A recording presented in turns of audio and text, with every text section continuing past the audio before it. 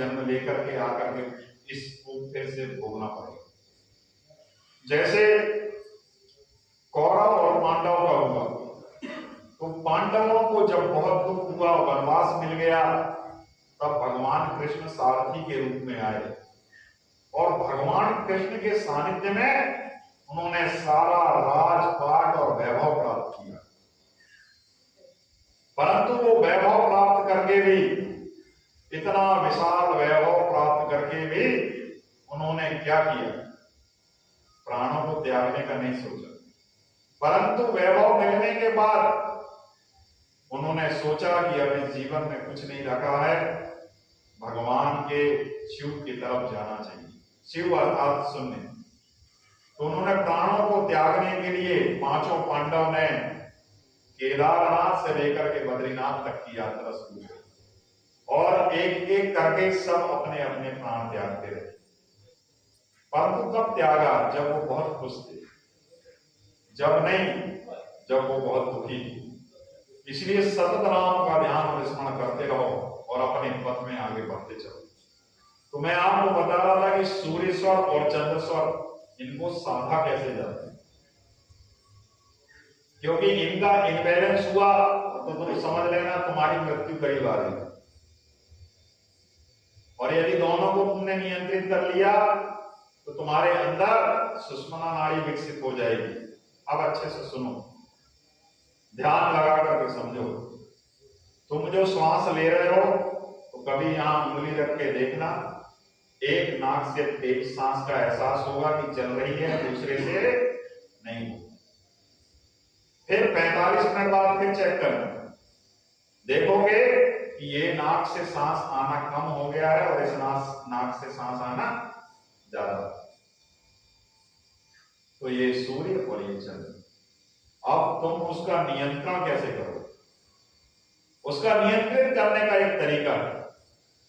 कैसे कर पाओगे? जब तुम सो रहे हो, यदि तुमने दाहिनी करवट ली है तो ध्यान रखना कि चंद्र स्वर चलेगा, और यदि बाएं करवट सो रहे हैं तो ध्यान रखना कि सूर्य स्वर चलेगा। जिन लोगों को नींद नहीं आती है, समस्या है, तनाव से बहुत ग्रसित हैं, तो ध्यान रखना कि कभी भी दाहिनी करवट सोना तो चंद्र स्वर चलते रहे, तो शरीर को शीतलता मिलती रहेगी, और जब शीतलता मिलती रहेगी तो नींद भी बड़ी अच्छी लगेगी। उसके लिए किसी चीज को खाने की आवश्यकता नहीं है। इस तरीके से तुम सूर्य और चंद्र स्वर को नियंत्रित कर सकते हो रात्रि में। तो रात्रि में ध्यान रखना, ठंडक बहुत रहती है। यदि ठंडक ज्यादा होने लगे तो बाएं करवट ले लेना, तो दाहिने स्वर अपने आप चलने लगे, तो तुमको अंदर ही अंदर गर्मी का एहसास होने लगेगा, क्योंकि आने वाले समय में ठंडी आने वाली। यदि तुम और उल्टे करवट सो गए तो तुम्हारा चंद्र स्वर और चलने लगेगा और ठंडी लगने लगेगी, और तुमको अस्थमा, दमा की शिकायत, खांसी की शिकायत होगी। इस शरीर को तुम उसके मालिक हो। उस शरीर को तुम खुद ही नियंत्रित कर सकते हो। अब आगे समझ लेना, यदि सूर्य स्वर तुम्हारे अंदर ज्यादा जागृत हो गया, चंद्र स्वर कम जागृत हो गया, यदि तुम्हारा तापक्रम बढ़ा है, तो तुम इस दाहिनी नाक को बंद कर लो और सांस को गहरी खींच के छोड़ते रहो। तो अपने आप जो सुर तुम चलाना चाह रहे हो वो चलने लगेगा। अर्थात तुम्हारा यदि टेम्परेचर बहुत बड़ा हुआ है तो तुम इस नाक को बंद कर दो, इससे सांस 15 मिनट तक के आने जाने दो, अपने आप चंद्र स्वर चलने लगेगा, तुम्हारा तापक्रम कम हो जाएगा। और यदि तुम्हारा तापक्रम कम है और तुम हिमालय में हो, इस नाक को बंद करो और लगातार सूर्य स्वर चलने दो। पहले आर्टिफिशियली आप उस स्वर को चलाओगे, फिर तुम इतने पारंगत हो जाते हो कि तुम्हारा सुषुम्ना नाड़ी जब जागृत होती है तो तुम्हारी इच्छा अनुसार चंद्र चलता है या सूर्य चलता है। अब मैं दोनों सुरों को साधने की प्रक्रिया आपको समझाता हूं। जब सुबह ब्रह्म मुहूर्त का यदि समय मिले तो दोनों पैर को पलटी मार के बैठ करके, हाथ जोड़ करके, एक नाक से गहरा सुर खींचते जाइए दाहिनी नाक, और मन में ये एहसास करिए कि सूर्य की तपिश तुम्हारे अंदर आ रही है। भयंकर सूर्य की रोशनी की किरणें तुम्हारे अंदर पहुंचते जा रही हैं और तुम्हारे उदर में सूर्य की रोशनी परिपूर्ण हो गई। जब ऐसी स्थिति आए, इसके बाद सांस को रोक लीजिए। इसको हमने पिछले चरण में आपको बंद लगाना कहा, इसी को बंद कहते हैं।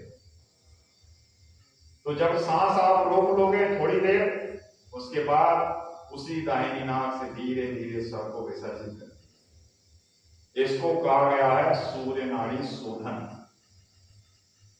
और फिर इसी तरह से बाएं नाक से जब तुम श्वास को गहरी खींचोगे तो ध्यान करना कि चंद्रमा की शीतलता तुम्हारे अंदर जा रही है और बहुत परिपूर्ण हो गई है। और जब बहुत परिपूर्ण हो जाए तो उस श्वास को तुम रोक लो। रोकने के बाद फिर उसका विस्फोरण करो, रेचक करो। तो धीरे धीरे वो श्वास जब चंद्रमा की शीतलता बाहर आ रही है, ऐसा ध्यान करोगे तो ये चंद्र नाड़ी शोधन हो गई। यदि तुम्हारी दोनों नाड़ियां शुद्ध हो गई तो तुम्हारी सुषुम्ना नाड़ी जो पीछे है वो जागृत होगी, और जब वो जागृत होगी तो भगवान को पाने का रास्ता तुमको मिल जाएगा। क्योंकि तुम्हारे को जीवन में जो दुख आता है उसका कारण ये मैं बताऊं। हर 4 से 5 मिनट या 45 मिनट के अंतराल में तुम्हारी नाड़ी बदलेगी। सूर्य होगी, चंद्र होगी, सूर्य होगी, चंद्र होगी, परंतु कुछ सेकंड के लिए सुषुम्ना नाड़ी जागृत होती है। और यदि उस कुछ सेकंड में तुम्हारे मन के अंदर यदि अशुद्ध विचार आ गए तो वो तुम्हारे जीवन में दुख का काल बनता है। क्योंकि जब वो सुषुम्ना नाड़ी चलती है तो भगवान का अवतरण रहता है शरीर के अंदर, और यदि वो अवतरण हो गया और तुमने उस समय तुम्हारे विचारों में अस्वच्छता आई तो वो तुम्हारे जीवन में घोर दुख और विनाश का कारण बनता है। क्योंकि इस शरीर में शुद्धता जब आती है, अर्थात सुषुम्ना नाड़ी आती है, तब ही भगवान का परम वास होता है। और जब ये वास रहता है कुछ पलों के लिए, उस समय तुम यदि और ध्यान करोगे तो तुम्हारे अंदर ब्रह्मनाद सुनाई देगा और अनहत नाद भी सुनाई देगा।